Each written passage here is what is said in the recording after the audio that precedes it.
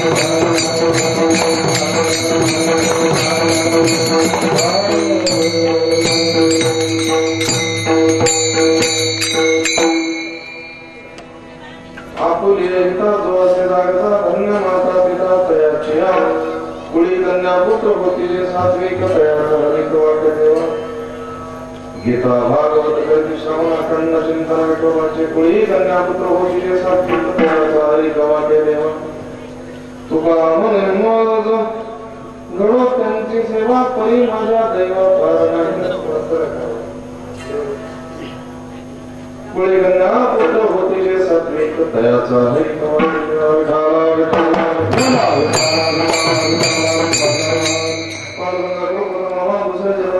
त्यांच्या गोवादाने करण्याचा विस्तार बाबाजी सत्पुर असतो कलावज्ञ जीवधारा भवतान कलांगांगते ज्योतिकाम दिवकांगवारी शिवा धर्मदा दक्षिण समाधिस्थ मुस्लिम प्रसिद्धान देव ओम नमो नारायण करुणा कलादयाला तुमचा अनुग्रह पावन करो त्या देवयांच्या केली असमा होई सदल चरित्रण त्याची वंदन सर्वांचे नमस्कार आता मस्तक हे पायावरी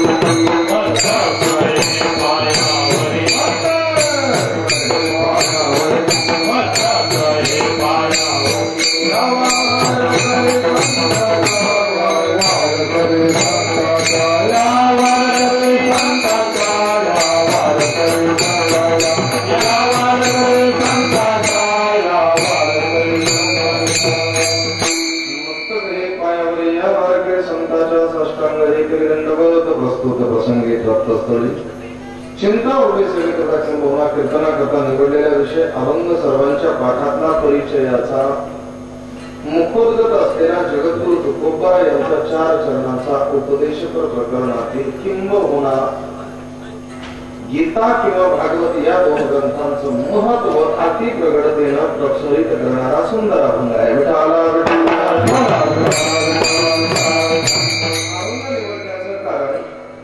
गीता हा ग्रंथ आणि त्या गीता ग्रंथाच्या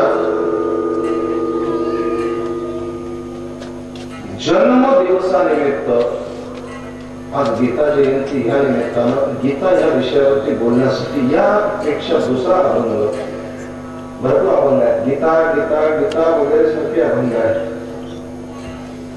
ज्ञानेश्वरी संबंधानं गीतेचा केलेला अनुवाद तोही अभंग अतिशय गोड आहे.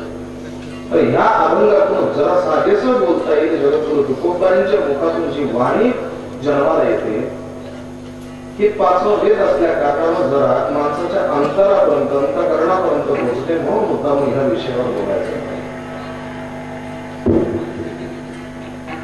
आपुले हिता जो असे जागता धन्य माता पिता तयाची.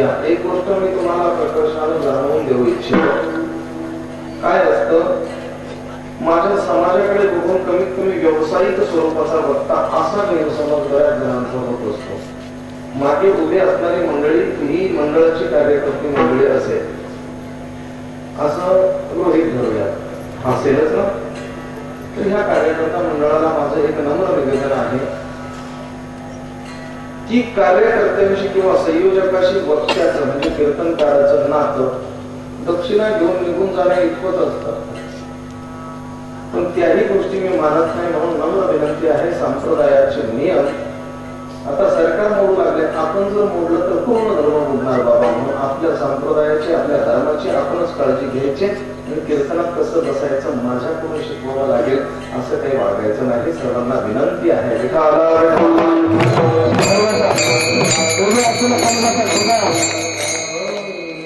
आपुले हिता जोसे जागता धन्य माता पिता तयाची. कुळी कन्यापुत्र होतीचे सात्विक तयाचा हरिक वाटे देवा.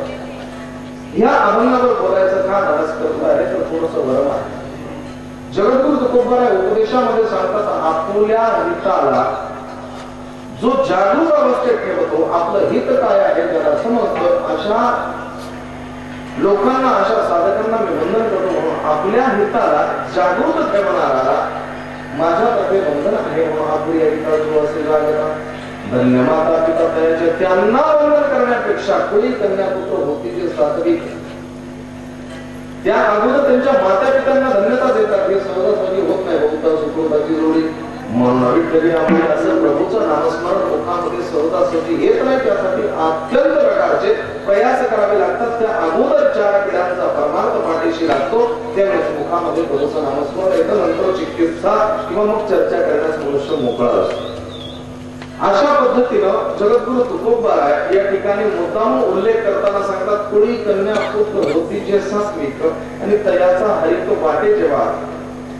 कुळामध्ये कन्या आणि पुत्र म्हणजे आपल्याला जन्माला आलेली जी संतती असेल, ही संतती सात्विक जर असेल तर तुकोबाराय सांगतात हरिक म्हणजे आनंद देवालाही वाटतो, असं जगद्गुरु तुकोबारायांचे मत आहे. तिसरं चरण जे आजच्या विषयासाठी एकदम बरोबर अनुरूप आहे ते चरण आहे गीता भागवत करीत श्रवण अखंड चिंतन विठोबाचे. याचा आपल्याला मूळ अभ्यास करायचा, थोडासा आपण तर्काच्या दृष्टिकोनातून बोलूया. गीता भागवत करीत श्रवण अखंड चिंतन विठोबाचे बरेचसे मुद्दे खंडनामध्ये आलेले आहेत. पहिला मुद्दा असा आहे की गीता हा ग्रंथ अगोदर मान्य केला आणि जगाच्या म्हणजे महाराष्ट्राच्या मनामनावर राज्य करणं जे शिकलेले आहेत, ज्यांनी स्वीकारलेला धर्म आहे, अशी लोक महाराष्ट्राच्या मनाला अजूनही भुरळ घालून आहेत. ते म्हणतात गीता ग्रंथ केवळ जगण्यासाठी आहे आणि भागवत ग्रंथ मरण्यासाठी आहे. तर ह्या ग्रंथामध्ये सुद्धा काही मुद्दे मी शोधून काढणार की गीता ग्रंथ जर जगण्यासाठीच आहे तर मृत्यूसाठी ज्या परियोजना आहेत, माझं तर वैयक्तिक मत आहे गीता ग्रंथ मरण्यासाठी अनुरूप आहे आणि जगण्यासाठी सुद्धा अनुरूप आहे. म्हणून गीता ग्रंथामध्ये असणाऱ्या ज्या काही 2 बाजू आहेत आपल्याला शोधून बघायच्या आहेत. म्हणून गीता भागवत करीत श्रवण अखंड चिंतन विठोबाचे.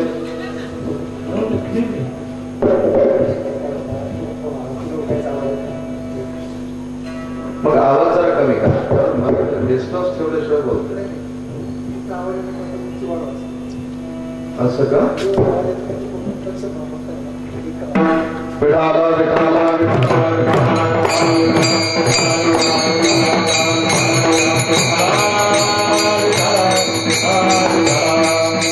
गीता ग्रंथाच्या संबंधाने जी काही चर्चा करायची जरा वेगळ्या स्वरूपाची. म्हणून गीता भागवत करीत श्रवण अखंड चिंतन विठोबाचे. गीता भागवत श्रवण करणारा जो कोणी व्यक्ती असेल, जो कोणी साधक असेल, तो विठोबाला शरण जाईल हे जगद्गुरु तुकोबारायांना माहिती होतं. याचा अर्थ असा की सर्व देवतांचं, सर्व शास्त्रांचं सार, वेद पुराण सर्वांचा रस जो काही आहे तो प्रभू पांडुरंग परमात्म्याच्या चरणाशी आहे. म्हणून जगद्गुरु तुकोबारायांचं हे संबोधन या प्रकारचं अनुबंधन केलेलं आहे. शेवटच्या चरणामध्ये जगद्गुरु तुकोबाराय सांगतात, असं जे वागत नाही त्यांना उपदेशन, असं जे वागत असतील अशांना माझी सेवा म्हणजे मला अशांची सेवा घडू दे, अशा प्रकारचं जगद्गुरु तुकोबाराय मागणं मागतात. तुका म्हणे मग घडू त्यांची सेवा करी, माझा जेव्हा पार नाही त्यांची सेवा जर घडली तर माझ्या प्रारब्धामध्ये, माझ्या जीवनामध्ये अशा प्रकारचा क्षण म्हणजे अमृत तुल्य असेल, अशा आशयाचा अभंग. विठाला विठाला विठाला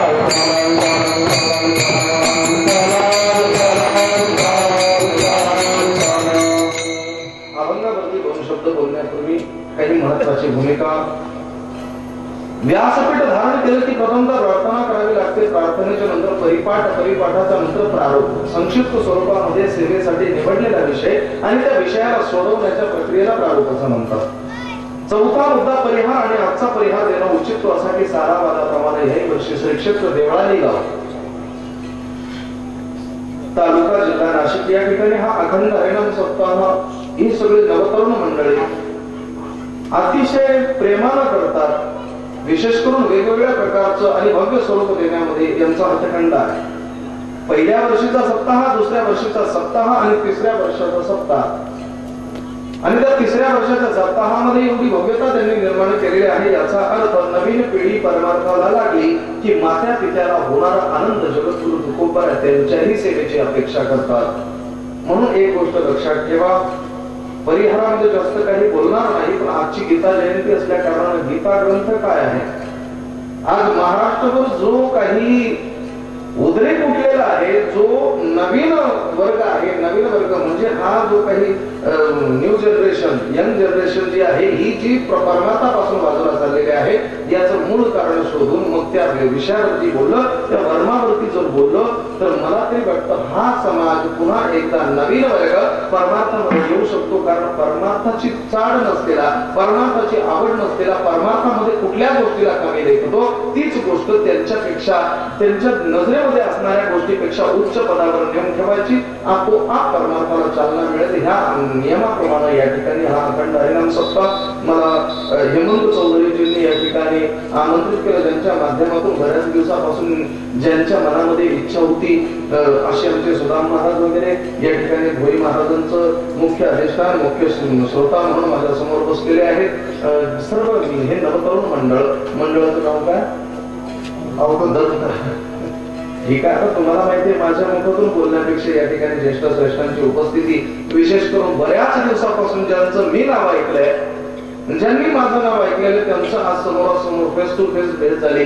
आमचे गुंजाळांना आमच्या परिसराचं भूषण आहे. नाशिकमध्ये त्यांनी एक आपल्या स्वतःच वजन प्राप्त केलेलं आहे परमार्थ क्षेत्रामध्ये, म्हणून त्यांनाही नमन करतो, वंदन करतो, सर्वांच्या चरणावरती मस्तक टेकवतो, साष्टांग प्रणिपात करतो, दंडवत करतो. झालेला परिहार प्रभू पांडुरंगाच्या चरणी समर्पित करून निर्धारित वेळेमध्ये अभंगामध्ये प्रवेश.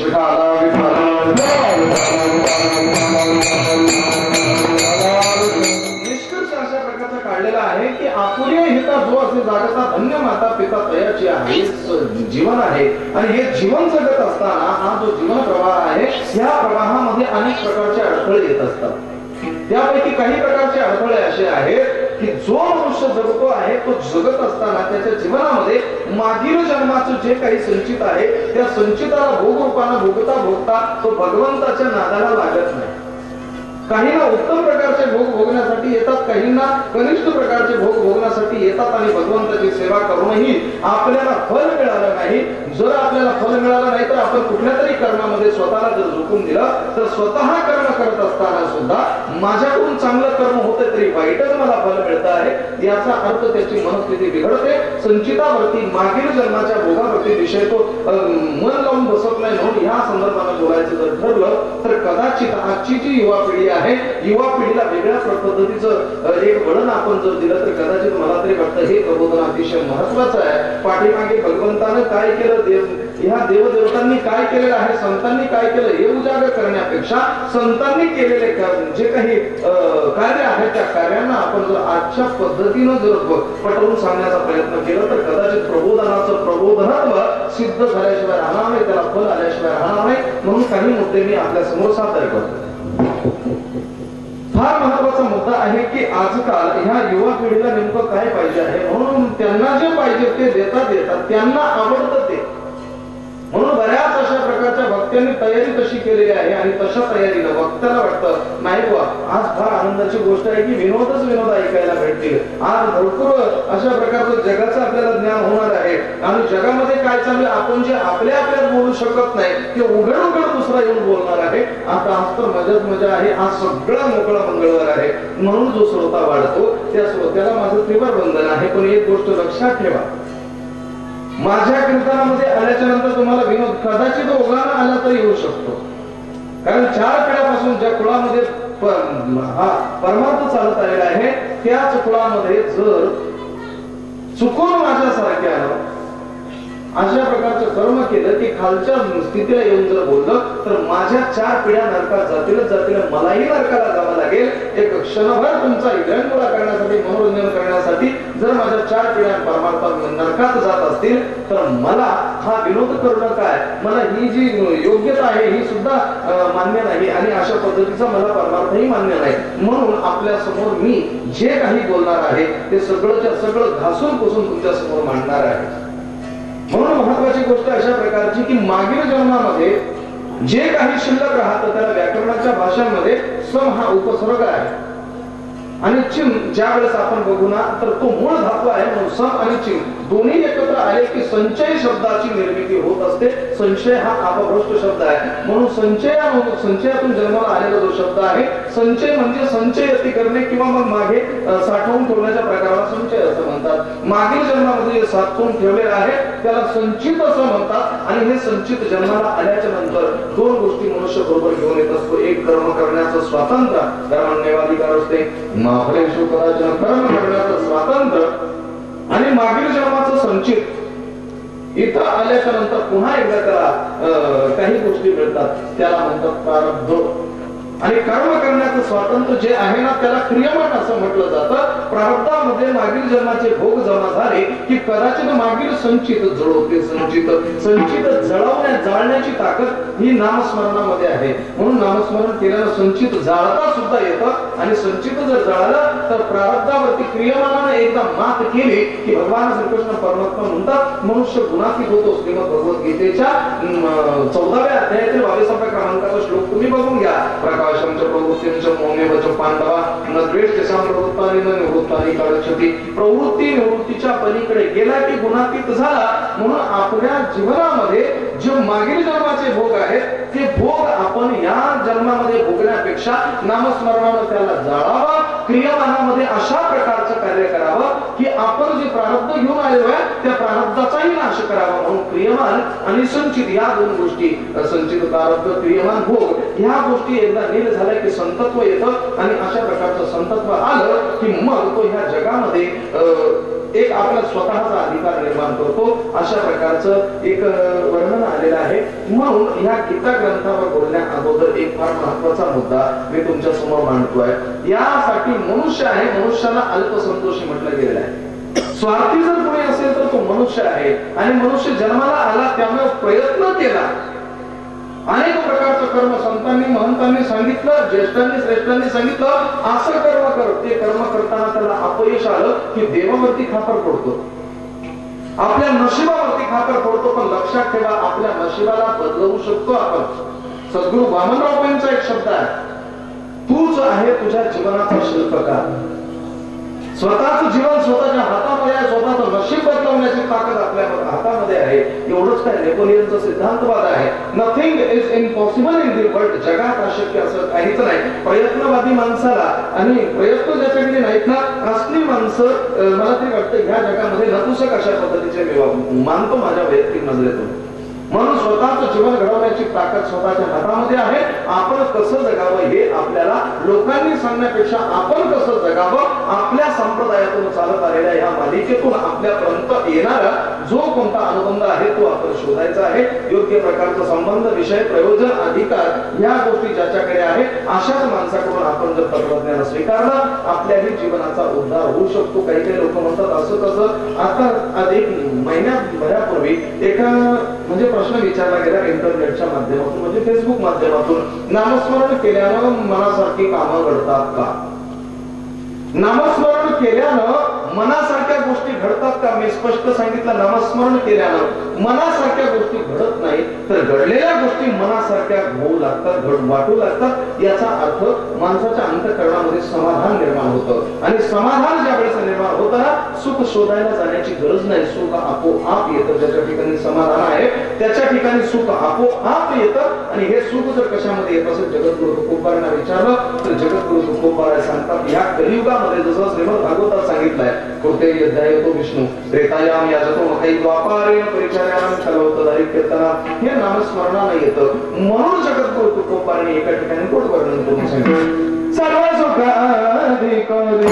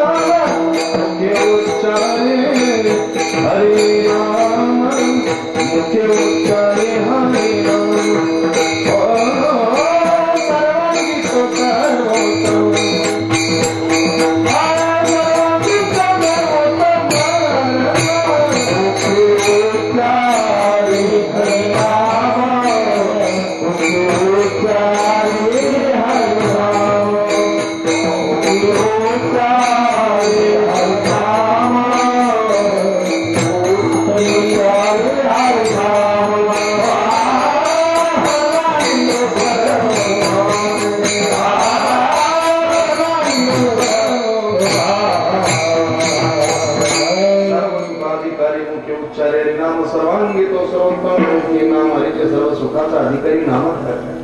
म्हणून नामस्मरण करणं गरजेचं आहे. नामस्मरण करून आपल्याला इच्छित प्रकारची फल सुश्रुती मिळणार आहे अशा प्रकारचा आपल्याला जर निर्णय दिलेला आहे तर आपण मान्य करावा. काही काही लोक म्हणतात नाही बुवा नामस्मरण केल्याने इच्छित फलप्राप्ती होते तर आम्ही कायमस्वरूपी नामस्मरण करतो, कायमस्वरूपी हे कर्म करतो. हे कर्म करत असताना आम्हाला यश का मिळत नाही त्यावेळेस त्याचं उदाहरण माझ्याकडून ऐका.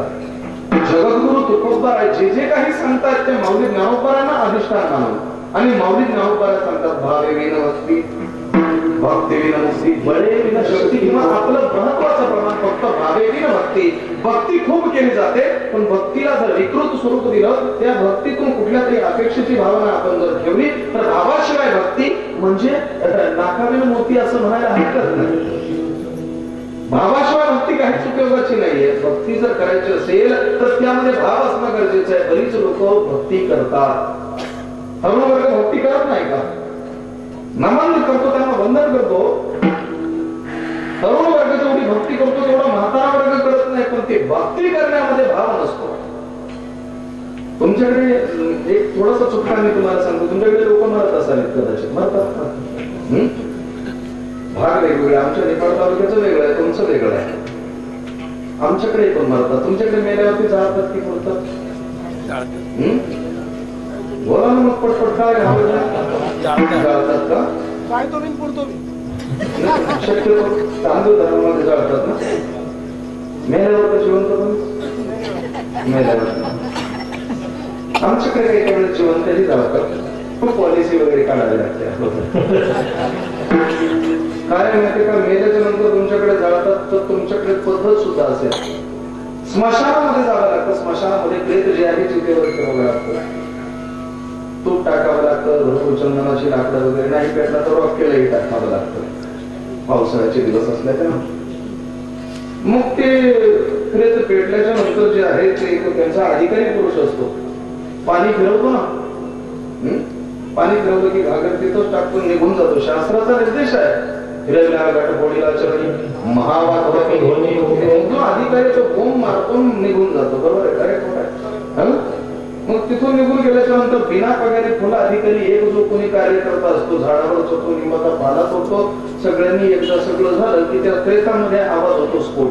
फटकन काय फुटतं ते खवटी. एवढी पटकन फुटार एवढं कलियुगामध्ये एवढं कठोर वागणारी टोपी एवढी चटकन फुटते का बाकीचे कॉस्टली पार्ट सोडून? तुम्ही अजून पाहिलंच नसेल कदाचित. कवटी फुटत नाही, पोट फुटतं पोट.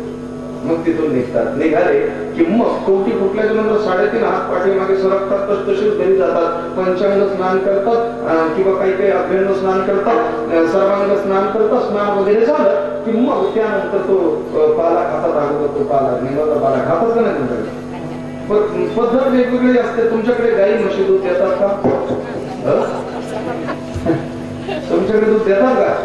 देतात. आमच्याकडे काढावं लागतं. म्हणजे सगळं काही परिस्थिती वेगवेगळी आहे पण पद्धत बदलत असते. म्हणून मी तुम्हाला कुठली गोष्ट चेक करून घेतोय. काय झालं माहितीये का, हे सगळं आपण परंपरेनं करत गेलो. दशक्रियेला गेलं क्षौर करावं, दशक्रियेला गेलं पिंडदान करावं, अमुक करावं, धमुक करावं, याचे सगळे मी पूर्व पेटिका आपल्या समोर मांडणार आहे. काय झालं की तिथून एकदा स्फोट झाला की ही मंडळी येते, पाला खाते, घरी निघून जाते. आतापर्यंत तुम्हीही तसं केलं असेल ना. मग उच्च शिक्षण घेतलेल्या सुशिक्षित वर्गाला माझं एक म्हणणं आहे, आता हे जाऊ द्या, यांचा फायदा करून घेतला सगळ्यांनीच वारकऱ्यांचा. पण आता तुम्हाला नवीन सुधारित मेंदूची मंडळी आहे, तुम्हाला मी प्रश्न विचारतो, हे पाला वगैरे खाणं हे तुम्हाला तुमच्या मनानं पटतं का? पटतं का? नाही. मग कशाला खाता तुम्ही? याच्यामध्ये भाव येणं गरजेचं आहे. पाला खाणं शास्त्रानं बरोबर आहे पण विज्ञानानं कसं बरोबर आहे मी तुम्हाला पटवून सांगतो. काय आहे, त्या शरीरामध्ये जो स्फोट होतो त्या स्फोटाला धनंजय वायू असं म्हटलं जातं. धनंजय म्हणजे आपण म्हणतो, मला प्रश्न विचारला होता का हो तुमचा भगवान परमात्मा या शरीरामध्ये राहतो कशा स्वरूपानं, या सृष्टीमध्ये अधिराज्य कसा करतो? मी स्पष्ट सांगितलं, भगवान परमात्मा ह्या सृष्टीमध्ये पंचदशिका सांगतात. रूपम रूपम भगवासो प्रतिरूपी श्रुती उपमा इत्यादी सूत्र किंवा निर्वाण मग ब्रह्मसूत्राच्या व्याख्येप्रमाणे पाहतं एव चोपमा सूर्यता दिवस सूर्याच्या किरणाप्रमाणे व्याप्त आहे. अहो तुमच्या शरीरामध्ये सुद्धा भगवान परमात्मा असला पाहिजे की नाही? एक मिनिट, मला आवाज कमी येतोय का? नाही ना? इको बंद करा म्हणजे बरोबर आवाज सर्वांपर्यंत जाईल. विठाला विठाला विठाला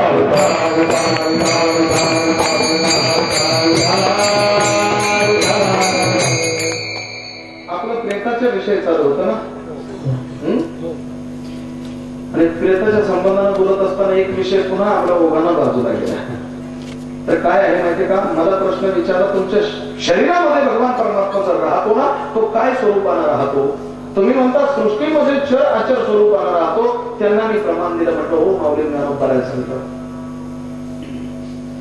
नामदेवा प्रमाण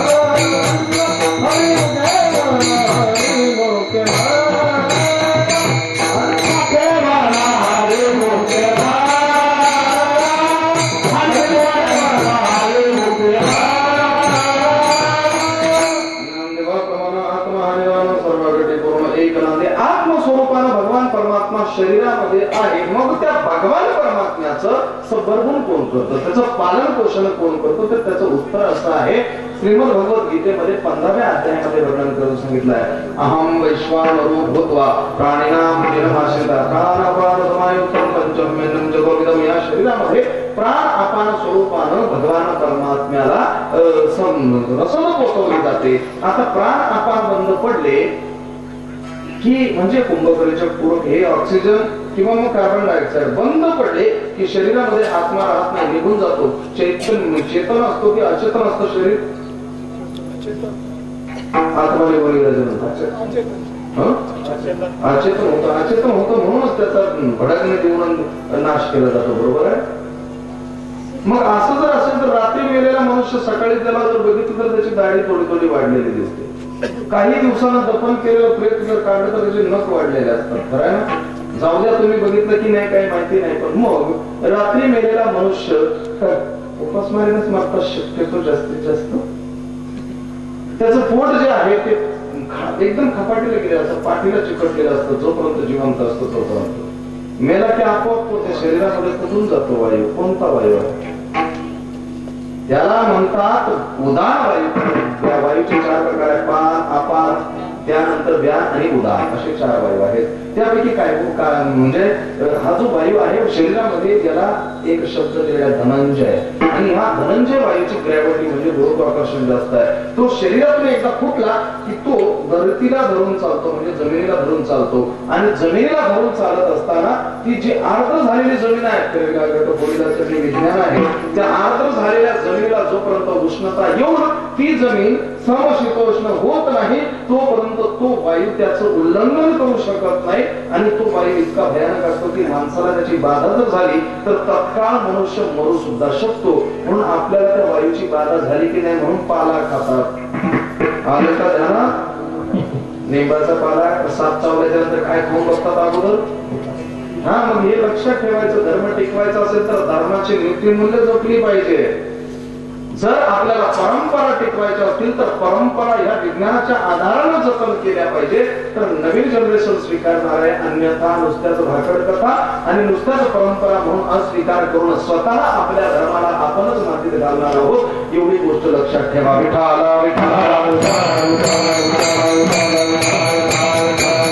म्हणून भक्तीमध्ये भाव असणं गरजेचं आहे. आणि ज्याला आपलं स्वतःच हित कळतं ना, की आपण जे कर्म करतो आहोत या कर्मामध्ये जर आपण योग्य प्रकारची चिकित्सा केली, याच्या तळाशी गेलो आणि योग्य प्रकारची चिकित्सा जर आपण केली तर आपल्या भक्तीमध्ये भाव येणार आहे. आणि भावासह जर भक्ती असेल तर भगवान परमात्मा आपल्या अंकित राहील, ताब्यामध्ये आहे.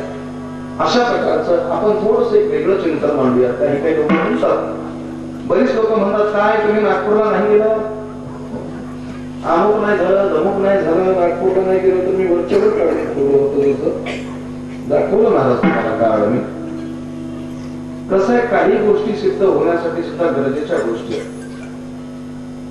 हा नवीन वर्ग जो आहे, नवीन वर्गासाठी तुम्ही प्रबोधन करतोय आणि प्रबोधन करण्याची प्रक्रिया माझी तू तानी करत नाही. खालची भाषा वापरत नाही, कारण हे व्यासपीठ म्हणजे एकट्याचं व्यासपीठ नाहीये. जोपर्यंत ब्रह्मविना वक्त्याच्या गळ्यामध्ये आहे तोपर्यंत नारदाची गादी आहे. ब्रह्मविना सुपूर्द केला कमरेला उपरणं बांधेपर्यंत स्वतः वक्त्याची गादी आहे. कमरेला उपरणं बांधलं की नामदेव कीर्तन करी पुढे नाचे पांडुरंग. एकदा का कमरेचं उपरणं माऊलीच्या अधिकारातून खांद्यावरती गेलं की जगद्गुरु तुकोबाऱ्यांची गादी आणि जगद्गुरु तुकोबाऱ्यांचं दंडविधान सांगताय. काळ नसे नाम संकीर्तनी उच्च नीच भाव हे नसे म्हणून तिथं कुठल्याही कायद्याचं बंधन नाही. एवढी गोष्ट लक्षात ठेवा.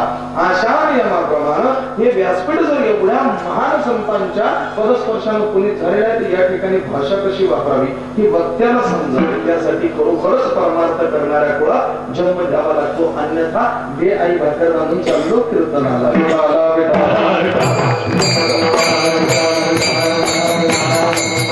त्यासाठी ही जी मंडळी आहे, ही मंडळी म्हणते आतापर्यंत आपण फक्त परमार्थी आपला बाप होता, आजोबानं परमार्थ केला, परमार्थ करता करता संबंध जीवन त्यानं परमार्थामध्ये घातला. म्हणून 4 गावची लोक आपल्या आजोबाला बापाला मान्यता देतात आणि माझ्या बापाला मोठेपण आलं म्हणून त्याच्या अधिकारानं त्यानं मला शिकवून मोठं केलेलं आहे. एवढी भावना असते म्हणून बाप सांगतोय की हे कीर्तनाला जा, कीर्तनाला जातो पण ह्या कानानं ऐकतो आणि त्या कानानं सोडून देतो. मी अलीकडे एक मुद्दा सांगितला, असं सहज विनोद म्हणून मुद्दा होता. एक दिवस असं झालं की रोज एक मनुष्य कीर्तनाला यायचा, कीर्तनकाराच्या समोर बसायचा, कीर्तन पूर्ण ऐकायचा. घरी गेला की बाप काय कीर्तन झालं, बाप काय कीर्तन झालं. आता त्याची बायको बिचारी रोज ऐकायची. ती म्हणायची काय तुम्ही बोलताय, मला तरी कीर्तन ऐकूया. एक दिवस तीही कीर्तनाला बरोबर आली, दोघेही अशा आगेमागे बसले आणि आगेमागे बसलेलं असताना कीर्तन पूर्ण ऐकलं. घरी जाऊन सांगितलं तर खरंच कीर्तन छान असतं हो, आता मी रोज तुमच्या बरोबर कीर्तनाला येणार. म्हणजे ठीक आहे, रोज कीर्तनाला मी म्हटलो नव्हतो की कीर्तन किती छान असतं, किती सुंदर बुवानं गायलं, किती सुंदर बुवानं अभ्यासात्मक मुद्दे मांडले, किती सुंदर व्याख्यान होतं, किती सुंदर समाज होता आणि काय नियोजन होतं, काय वाजायचं, काय कानाला मधुर स्वर ऐकायला यायचे, किती सुंदर वाटायचं. त्यावेळेस असं झालं. मग त्या स्त्रीनं पुन्हा सांगितलं काय हो तुम्ही कीर्तनाला गेलात पण मला एक सांगा, कीर्तनातून काय घेतलं. म्हटले काय घ्यायचं, कीर्तनातून आनंद घेतला पण मला हे सांगा की ज्या अभंगावरती कीर्तन केलं त्या कीर्तनकारानं तो अभंग कोणता होता. त्यानं सांगितलं एवढं लक्षात नाही ठेवायचं असतं. भाव म्हणजे काय, एकाला गोळ्या मारल्या होत्या मंदिरामध्ये असं दर्शन घेता धाड धाड धाड धाड मशीन करून 5-50 गोळ्या त्याच्या छातीमध्ये गेल्या. मग तो हसू लागला, त्याचा जीव जाईना. त्यानंतर त्या मारणाऱ्याला सांगितलं काय रे तू मरत का नाही, तुला एवढ्या धाड धाड गोळ्या मारल्या तरी तू मरत नाही. त्याला सांगितलं मरायला काय काय व्हावं लागतं. म्हणे जीव शरीरातून निघून जावा लागतो. म्हणे जीव जाईलच कसा, जीव माझा चपलेत अडकलाय मंदिरात आलो तरी. असा काय हा अतिशय महत्वाचा आहे. विठाला विठाला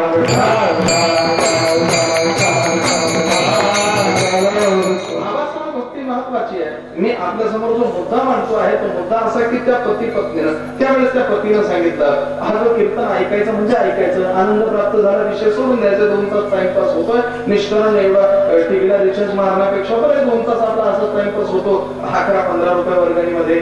तिनं सांगितलं नाही हो तसं नाही, पण मग आम्ही कीर्तनाला पहिल्यांदाच आले, संबंध अभंग माझ्या मुखोद्गत झाला हो, इतकं सुंदर कीर्तन झालं. त्याला सांगितलं अभंग तुझ्या मुखोद्गत झाला म्हणे. हो, माझा कसा मुखोद्गत झाला नाही? अरे देवानं 2 काम दिले हो तुम्हाला, तुम्हाला अभंग समजला नाही, तुम्हाला कीर्तनामध्ये काय केलं तुम्ही? त्याला सांगितलं 2 काम दिलेले देवानं अगदी योग्य पद्धतीचं नियोजन करून दिलेलं आहे. म्हटलं कसं? एकानं ऐकायचं दुसऱ्यानं सोडून द्यायचं. म्हटलं कशाला टेन्शन घ्यायचं, आपली स्टोरेज क्षमता जरा कमी आहे. तिनं सांगितलं आम्हालाही देवानं 2 काम दिलेले आहेत ना, आमचं कसं मुखोद्गत झालं, आमचं कसं मस्तकामध्ये बसलं, तुमच्या कसं बसत नाही, भांडणं झाली काढायची. त्यावेळेस ते मनुष्याने सांगितलं देवानं 2 काम दिलेले आहेत, पण दोन्ही कामामध्ये इनकमिंग दिलेलं आहे, आउट गोईंग इथं दिलंय. आमचं आउट गोईंग नाही, त्यामुळे दुसऱ्या कानातून सोडावं लागतं. समजलं असेल तर समजून घ्या, अन्यथा जानक्या जाणे जानक्या जाणे मुळताना मुर्गी खे जाणे. विठाला म्हणून भाव अतिशय महत्वाचा आहे. भावानं जर आपण ह्या सगळ्या गोष्टी श्रवण केल्या तर लक्षात घ्या आपलाही उद्धार होणार आहे. म्हणून काही मुद्दे माझ्या नजरेसमोर आले, त्या मुद्द्यांचं मी खंडनही केलेलं आहे. जर प्रबोधन झालं पाहिजे तर भाव असणं गरजेचं आहे. एक गोष्ट लक्षात ठेवा, आजोबानं केलं, एक वडील जे करतील दयानं धर्म ठेवते, म्हणून बापानं केलं, बापानं केलं म्हणून मी करतो आहे, आणि मी माझं सगळे उपकार माझ्या मुलावरती केलेले आहेत. म्हणून उपकाराखाली तर आपण संप्रदायाचे पाईक आहोत, म्हणून संप्रदायाशी तो संलग्नित असतो. त्याचा मनाला नसतो, तो बाहेर गेल्याच्या नंतर विकृत स्वरूपाने वागू लागतो.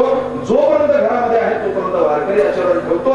जर हे सगळं वेगळी कारभार असेल तर सोडावं लागेल एक दिवस. म्हणून आपल्याला भाव जागृत करण्यासाठी संप्रदायामध्ये ज्या ज्या काही चमत्काराच्या गोष्टी विज्ञानाने सिद्ध करायच्या पहिल्या गोष्टी अशा आहे की मी कशासाठी सांगतोय लक्षात घ्या. अभंगाच्या बाहेर बोलत नाही, अर्वाच्य तर माझ्याकडून निघतच नाही, पण अवांतर विषय सुद्धा मी घेणार नाही. काय आहे पहिला मुद्दा? माऊली ज्ञानोबा आहे. जर कुणाला म्हणजे जगद्गुरु तुकोबा आहे, कुणाला जर आदरस्थान मानत असतील, श्रद्धास्थान मानत असतील तर त्यांचं नाव आहे माऊली ज्ञानोबा आहे. कारण जे जे ज्ञान लोकांना जगद्गुरु तुकोबा सांगतात ते माऊली ज्ञानोबा यांकडून प्राप्त करून घेतलेले आहे. अन्यथा म्हणण्याची वेळ आली असती. ज्ञानियांचा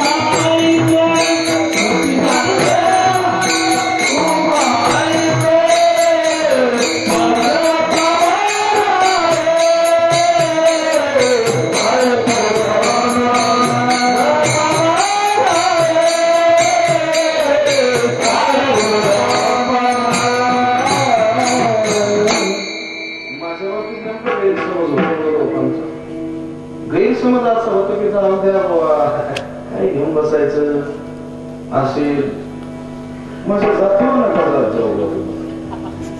बरेच लोकांचं असं कीर्तन ऐकायला येतात, म्हणजे बरेच कीर्तन ऐकायला येतात, पण कीर्तनाला आलेले लोक बरेच असाच विचार करत असतात कीर्तन होईपर्यंत.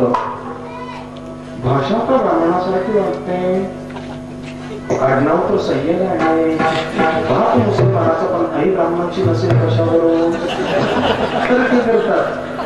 नसेल ब्राह्मणाची काय असताची असेल, कोणातरी उच्च कुलामधील आई असेल, आणि हे सगळं प्रेम प्रकरणातून घडलेलं हे सगळं कॅलेंडर असेल. लक्षात ठेवा, माझा बापही 100% मुसलमान आहे, आई 100% मुसलमान, मी 100% मुसलमान, पण 111% वारकरी. विठाला विठाला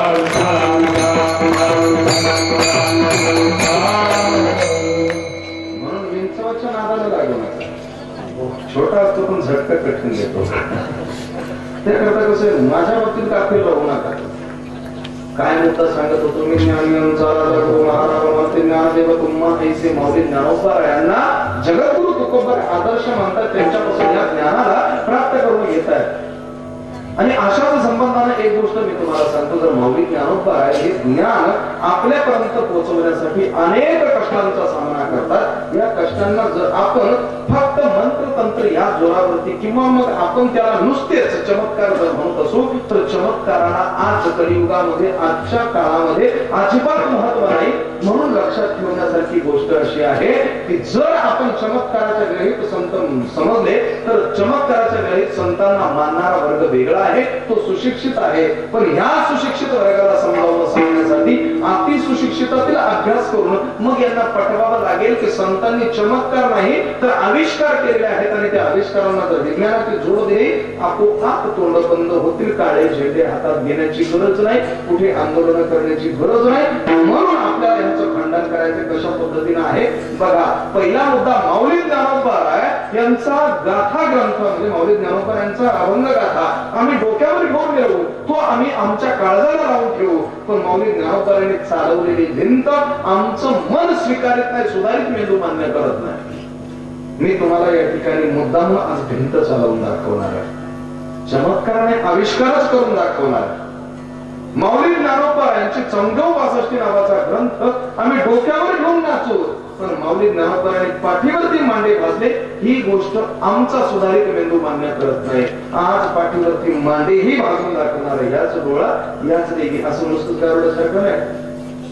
आता मुंगसाची सापाची लढाई होणार, बरेच लोक थांबणार, काम धंदे सोडून देतात. आता होईल तेव्हाच होईल, आताच होईल तेव्हाच होईल. आता 2-2 रुपये द्या, मग 5-5 रुपये द्या, मग 10 रुपये द्या, अमुक करा धमुक करा, असं झालं तसं झालं. रुपये बोर होतात, निघून जातात, राहत होतात. बरं झालं सापाचं कधी कधी साप मुंगसाचे तुकडे करणार, मग बसून तसं काही नाही. मी दाखवणार, मी तो लगेच दाखवणार, तसं सोडू नका. मला माहिती देवळाली गाव आहे, जरी आमचा पलीकडे मोहल्ला तरी पण इकडे तुमच्या ताब्यात आहे.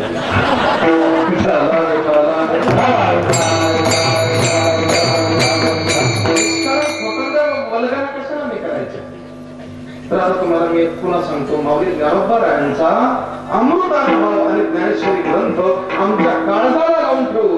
पण मौलिक ज्ञानोबाने रेडा बोलवला ही गोष्ट आम्हाला मान्य नाही म्हणणार ना. आज मी रेडा सुद्धा बोलवून दाखवणार आहे, प्लास्टिकचा नाही, खरोखरचा रेडा. अर्थात इथं नाही, तुम्ही फक्त पटवून देणार आहे तुम्हाला. कारण कसं रेडा जर म्हणतात बाबा तुम्ही रेडा नाही आणला मलाच रेडा म्हणाल, त्यापेक्षा कसं रेड्याला बोलवायचं बरोबर आहे. आता काय पहिला मुद्दा मी काय सांगितला, मौलिक ज्ञानोबाने भिंत चालवली. तर आता भिंत चालवायची आपल्याला, पण कशी चालवायची, विज्ञानाच्या दृष्टिकोनातून चालवायची. मौलिक ज्ञानोबाने भिंत चालवली ही गोष्ट जर सुधारित मेंदू मान्य करत नसेल तर भिंत चालवणाऱ्या लोकांना म्हणजे आज भिंत चालवली नाही अशा लोकांना मी एक प्रश्न विचारतो, का हो भिंत उडू शकत नाही असं तुम्ही म्हणता, विमान कसं उडतं? तुम्ही म्हणाल नाही बुवा, विमान उडतं म्हणजे त्याच्यामध्ये यंत्र आहे, त्याच्यावरती आविष्कार केलेला आहे. मौलिक ज्ञानोबांनी त्यावेळेस जी भिंत उडवली आजही उपलब्ध आहे. कुठेही त्याला पंखा लावलेला नाही, कुठेही त्याला इंजिन दिसत नाही, कुठेही त्याला काहीच दिसत नाही. मग चमत्कार नाही तर आविष्कार का? हो, आविष्कारच विज्ञानाचा प्रयोग आहे.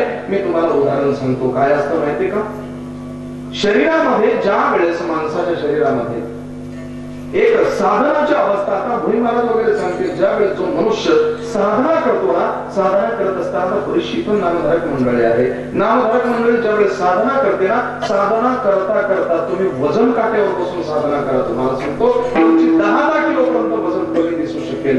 ज्या वेळेस तुम्ही कसं आहे, अवस्था 5 आहेत, साधनाची अवस्था 5 आहे, मुळा, क्षिप्ता, विक्षिप्तता, एकाग्रता आणि निरुद्ध अवस्था. एकाग्रता अवस्थेपर्यंत माणसाच्या शरीराची अंकुचन पद्धत सुरू होते.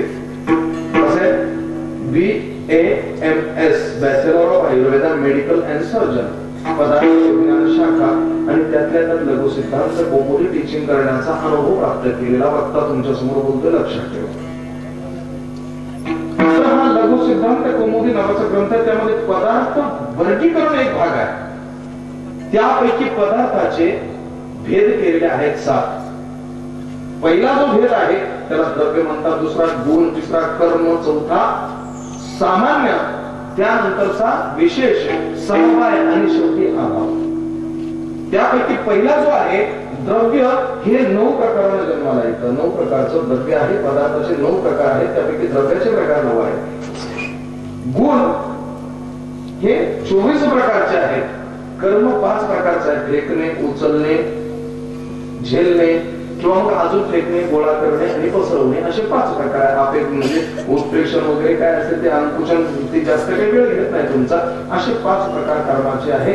ते कर्म म्हणजे सामान्य वगैरे नंतर 2 कर्म आहेत. त्यानंतर जो शेवटचा जो आहे अभाव, अभाव 4 प्रकारचे आहेत. प्रागाभाव, प्रध्वंसाभाव, अत्यंताभाव आणि अनन्याभाव.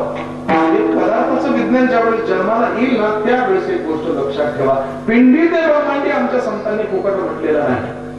या शरीरामध्ये जेवढी ग्रॅव्हिटी आहे म्हणजे जेवढं गुरुत्वाकर्षण आहे ते या धरतीला धरून आहे. कारण धरती ही लोहयुक्त आहे. या धरतीला गुरुत्वाकर्षण जास्त असल्या कारणानं वरून येणारी गोष्ट ही पडते. म्हणजे कसं आहे माहितीये का, आपण फक्त विचार केला नाही. न्यूटनच्या कुठे सफरचंद पडलं होतं, फळ कुठे पडलं होतं? न्यूटनच्या कुठं? डोक्यात पडलं. डोक्यात पडलं आणि न्यूटननं त्यावेळेस तो ग्रॅव्हिटीचा शोध लावला, गुरुत्वाकर्षणाचा. तर न्यूटन जन्माला येण्याच्या अगोदर फळ तुटायचं ना आपण ढगात जायचं. मग त्याच्यावर चिकित्सा करायची गरजच पडत नव्हती. हे देवाचं असतं, ते खालीच पडतं. त्यांनी चौकशा केल्या. आपल्या एखाद्याच्या बोकांडी पडला असतं तर याच्या डोक्यावर पडून दुसऱ्याच्या मांडीवर पडला असतं, कोर्टापर्यंत भांडत गेले असते गो आपल्याला.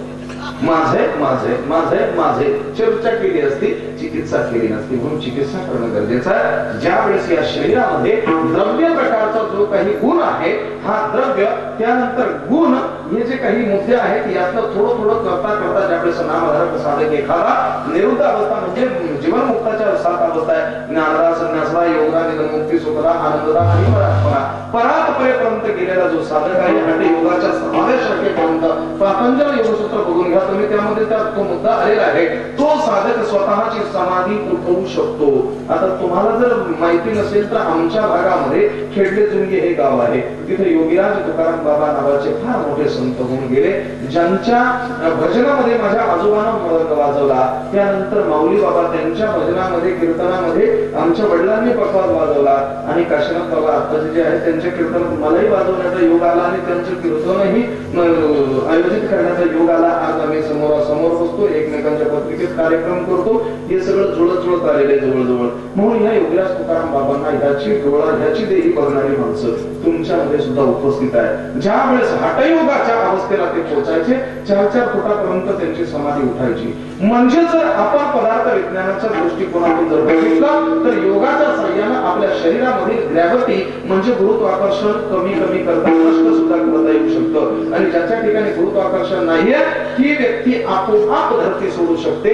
मला सांगा, माऊली ज्ञानोबा आहे यांच्याकडे बघून जर जगत आमचे तुकाराम बाबा खेडलेकर यांची समाधी 4 फुटापर्यंत उठू शकते, तर योग्यांची माऊली असणाऱ्या माऊली ज्ञानोबाने भिंत उडवली. काय अवघड आहे, भिंत उडवली. या धरतीला उचलण्याची ताकद त्या महात्म्यामध्ये आहे, म्हणून भिंत उडू शकते.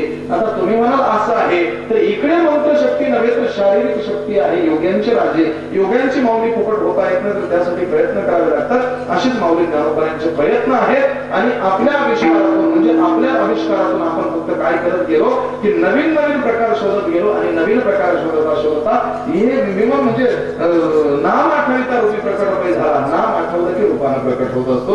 जर नाम असेल तर रूप निर्माण होणार आहे. म्हणून नाम आधी आम्ही तयार केला आणि रूपानं प्रकट करणाऱ्यांनी चमत्कार केले. आम्ही चमत्कार केले नाही, आमच्या संतांनी चमत्कार केले नाही तर आविष्कारच केले. म्हणून आतापर्यंत जर विमानाचा शोध इकडे राईट बंधूंनी लावला असेल तर माझा प्रश्न आहे, मग रावण कुठल्या लक्झरी बसनं प्रवास करत होता बुवा?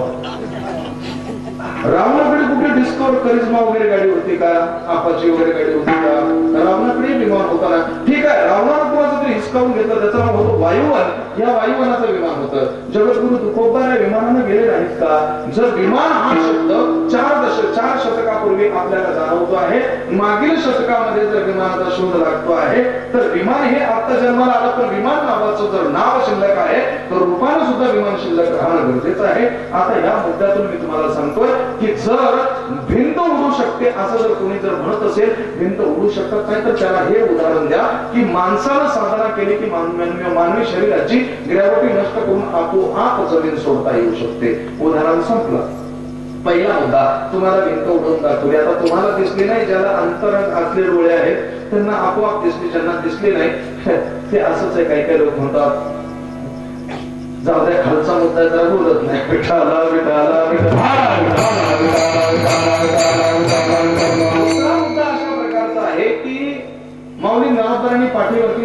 होते हा चमत्कार आम्हाला मान्य नाही. मी तुम्हाला सांगतो 10 डिग्री सेल्सिअस तापमानामध्ये जर धातूचा तवा तापला, गुंजाळ महाराज, धातूचा तवा 10 डिग्री सेल्सिअस जर तापला चटका बसतो. 20 डिग्री सेल्सिअस तापमानावरती जर आपण बोट ठेवलं तर फोड येतो. पोळी भाजून करपण्यासाठी किती तापमान पाहिजे तर 64.3 डिग्री सेल्सिअस. मला सांगा माणसाला ताप आला तर किती ताप येऊ शकतो? मिनिमम मॅक्सिमम 100 धरा तुम्ही. 100 आता तुम्ही असं म्हणाल ते तापमान वेगळं आणि हे तापमान वेगळं. जर 10 डिग्री सेल्सिअस नाही 20 डिग्री सेल्सिअस तापमानामध्ये फोड येतो तर 100 डिग्री सेल्सिअस वाला जळून का जात नाही ही त्वचा?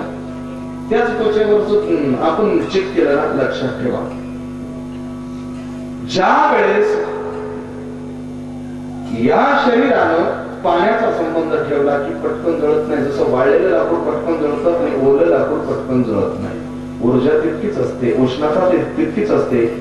तुम्हाला मी उदाहरण सांगतो ना, तुम्हाला जर हे पटत नसेल तर मी तुम्हाला एक प्रयोग सांगतो. इथून गेल्यावरती करा. साधा न्यूजपेपर घ्या तुम्ही. मी तुम्हाला म्हणत नाही टाइम्स ऑफ इंडिया आणा, बिझनेस एक्सप्रेस वगैरे आणा, हे असले पेपर सांगत नाही. गावकरी घ्या, गावकरी पेपरचा एक 2 करा. पातळ कप म्हणजे खालून एकच पेज आलं पाहिजे. जास्त काही 2-4 करायचे नाही, कारण महाराजांनी सांगितलं मग थोडस जड करू, पाणी गळून जायला नको. त्या द्रोणामध्ये पाणी टाका, देवावर ठेवा. कागद पटकन जळेल का पाणी पटकन जळेल? कागद जर पटकन, ज्वाला काही जास्त कागद असेल आणि ज्वाला विद्रोही जर अग्निविरोधी जर पाणी असेल तर पाण्याला उकळवण्याची ताकद त्या अग्नीमध्ये आहे. मग पाण्याच्या आधारानं जर कागद, छोटासा कागद जळू शकत नाही तर पाण्यासह असणाऱ्या शरीरामध्ये तापमान आलं तर त्वचा कशी जळेल? बुवा येत आहे का तुमच्या घरात? आमचे ऐकणारे उच्च आहेत म्हणून हुशार लोक आहेत नाशिकचे. आम्ही लोकांना सांगतो आमचा परिसर येऊन बघा, आमचा परिसर येऊन बघा, फक्त बघा. मोकळा आमंत्रण द्यायचे. आमच्या गावात एक माणूस आहे, नाव नाही सांगत तुम्हाला, चाचाच आहे आमचा. कुणी स्टँडवर त्याला चला चहा घ्यायला, नाही नको उशीर झाला, नाही तुम्हाला यावं लागत नाही, उशीर झाला नंतर कधीतरी. चुकून एखादा म्हणा चला मी मोटरसायकल बघतो कुणाची तरी, का असं का आमची बस उकेल ना? नाही जवळच आहे, 4-5 किलोमीटर वस्ती आहे गावातच, फक्त 1.5 मिनिटाच्या अंतरावरती. निमित्त करायचं असतं, बरोबर आहे. आता त्याच्यावरतीच आपण बोलणार आहोत. काय झालं माहितीये का? दुसरा मुद्दा, या शरीरामध्ये जसं पाणी जे असतं, पाण्याच्या साह्यानं शरीरामध्ये उष्णता निर्माण झाली की त्या माणसाला ज्या प्रकारानं त्याची त्वचा जळत नाही तसं माऊली ज्ञानोबा जे आहेत आपल्या जठराग्नीला प्रदीप्त करतात आणि आपल्या काष्ठ भागामध्ये म्हणजे हा स्थूल भागाला बाजूला ठेवतात, मानसर भाग बाजूला ठेवतात. योगाच्या साह्यानं आपल्या अनाहत चक्रावरती संयम करतात, मणिपूर चक्राची ऊर्जा घेतात आणि त्यावेळेस या पाठीवरती मांडे घालतात. माऊली ज्ञानोबांनी मांडे घालते. जर त्यांच्या ध्यानात आलं असतं तर त्यांनी विश्व जाळलं असतं, पण विश्व शांतीचा संदेश देणारा माझा संत आता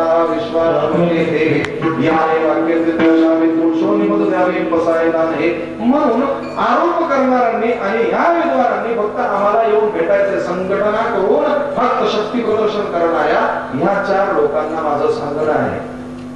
जर तुमच्यामध्ये ताकद यांचे मोठे चमत्कारातून जर मोडण्याची ताकद असेल तरच, नाही तर अन्यथा वाक चातुर्यानं लोक बोलवलं सोपी गोष्ट आहे. जास्त काय बोलायचं, फक्त माणसाला कनेक्शनची ताकद आली पाहिजे, लोकांशी गोड बोलण्याची. एवढं सामर्थ्य आहे का? तर हातात तलवार घेऊन सेनापती हो, अन्यथा आमच्याच मागे राहा, रिकामे उद्योग करू नको बाबा. तिसरा मुद्दा आहे, माऊली ज्ञानोबांनी रेडा बोलवला. कसा बोलवला असेल? एक मी तुम्हाला सांगतो, या ठिकाणी एज्युकेटेड वर्ग आहे, शक्यतो डॉक्टरी क्षेत्रातले लोक आहे का? रेडा कसा बोलवला तर तुम्ही म्हणाल नाही बुवा रेडा बोलू शकत नाही. का बोलू शकत नाही? ते जनावर आहे, त्याला कसली वाणी आली? मग मी तुम्हाला पुन्हा एकदा सांगतो, काय हो कसा किती तयारी करून आला, त्याच्यावरती कुठली टेस्ट केली? नार्को टेस्ट केल्याच्या नंतर पोपटासारखा बोलू लागला. तुम्हाला नार्को टेस्ट मान्य आहे? न बोलणारा मनुष्य एवढ्या तयारीला आला, त्याच्या अंतकरणातून शब्द तुम्ही काढून घेतले. रेड्याच्या मुखातून माऊली ज्ञानोबांनी शब्द बोलवले तर कुठे जड गेलं तुम्हाला? ठीक आहे, एक प्रकार असतो ज्याला मराठीमध्ये संमोह आणि इंग्रजीमध्ये हिप्नॉटिझम असं म्हटलं जातं.